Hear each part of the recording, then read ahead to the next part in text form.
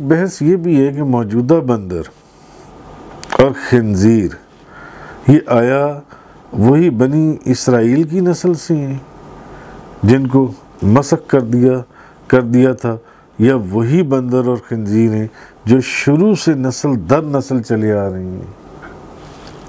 کہ جو موجودہ بندر اور خنزیر ہیں یہ آیا یہ بنی اسرائیل ہی کی نسل سے ہیں جن کو مسخ کیا گیا تھا، یا وہی بندر اور خنزیر ہیں جو ان سے بھی پہلے شروع سے نسل در نسل جنگلوں میں چلتے چلے آ رہے تھے؟ تو اس کا جواب یہ ہے کہ تمام مسخ شدہ جو وہ تھے بنی اسرائیل، وہ 3 دن کے بعد مر گئی تھی، وہ 3 دن کے بعد مر گئی تھی۔ تو جن لوگوں نے ہفتے کے دن مچھلی کا شکار کیا تھا، ان کی معصیت کی وجہ سے اللہ تعالیٰ نے ان کو مسخ کر کے بندر بنا دیا۔ وہ زمین میں صرف 3 دن زندہ رہے، نہ انہوں نے کچھ کھایا، نہ انہوں نے کچھ پیا، نہ ان کی نسل چلی، اور اللہ تعالیٰ نے بندروں، خنزیروں اور باقی تمام مخلوق کو تو 6 دنوں میں پیدا کیا تھا، جس کا اللہ تعالیٰ نے اپنی کتاب میں ذکر فرمایا ہے۔ اللہ تعالیٰ نے اس قوم کو بندروں کی صورت میں مسخ کر دیا، اور وہ جس کے ساتھ جو چاہتا ہے کرتا ہے۔ اچھا، ہمارے علماء نے کہا کہ اس میں اختلاف ہے کہ جن کو مسخ کیا گیا تھا ان کے بعد نسل چلی ہے یا نہیں چلی ہے۔ تو بعض نے یہ کہا کہ ان کی نسل نہیں چلی، اور بعض نے کہا کہ ان کی نسل چلی ہے۔ اس کی 2 دلیلیں ہیں۔ پہلی دلیل یہ ہے کہ حدیث صحیح میں ہے کہ نبی کریم صلی اللہ علیہ وسلم سے گو کے متعلق سوال کیا گیا، تو آپ نے فرمایا ایک امت مسخ کی گئی تھی اور مجھے خدشہ ہے کہ گو اسی امت سے ہے۔ اس حدیث کو حضرت جابر بن عبداللہ اور حضرت ابو سعید رضی اللہ تعالی عنہم سے روایت کیا گیا ہے۔ امام ابو داؤد نے اس حدیث کو ان الفاظ کے ساتھ روایت کیا کہ حضرت ثابت بن ودیہ رضی اللہ تعالیٰ عنہ بیان کرتے ہیں کہ ہم حضور نبی پاک صلی اللہ علیہ وسلم کے ساتھ ایک لشکر میں تھے۔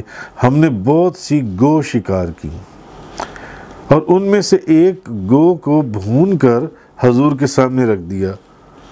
آپ ایک لکڑی سے اپنی انگلیاں گنتے رہے، پھر آپ نے فرمایا بنو اسرائیل کے ایک گروہ کو مسخ کر کے زمین میں چلنے والا جانور بنا دیا تھا۔ میں نہیں جانتا وہ کون سا جانور تھا۔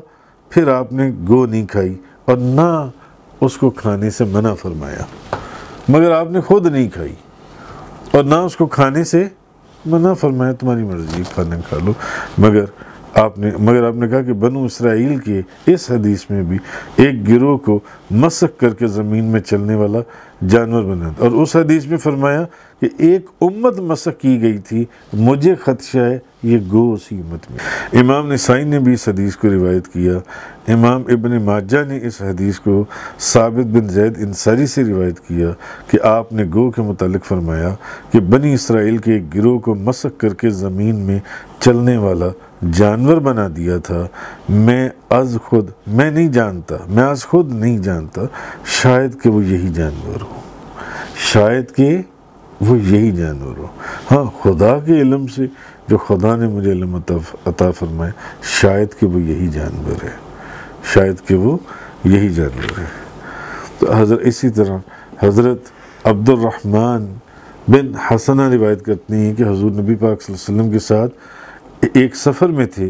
ہم ایسی جگہ ٹھہرے جہاں گو بہت تھیں، ہم نے ان کو ذبح کیا، اور جس وقت ہم پتیلیوں میں ان کو پکا رہے تھے تو نبی پاک صلی اللہ علیہ وسلم تشریف لائے اور فرمایا اسرائیل کا ایک گروہ گم ہو گیا تھا، اور مجھے ڈر ہے کہ وہ یہی گو ہیں، ان دیگچیوں کو الٹ دو۔ تو ہم نے بھوکے ہونے کے باوجود دیگچیوں کو الٹ دیا۔ اسی طرح حضرت ابو ہریرہ رضی اللہ تعالیٰ عنہ بیان کرتے ہیں کہ بنی اسرائیل کا ایک گروہ گم ہو گیا تھا، یہ معلوم نہیں ہوا کہ وہ کہاں ہیں، اور میرا گمان ہے کہ وہ مسخ شدہ چوہے ہیں۔ کیا تم نہیں دیکھتے کہ جب چوہوں کے سامنے اونٹ کا دودھ رکھا جائے تو وہ اس کو نہیں پیتے، اور جب ان کے سامنے بکری کا دودھ رکھا جائے تو وہ اس کو پی لیتی ہیں۔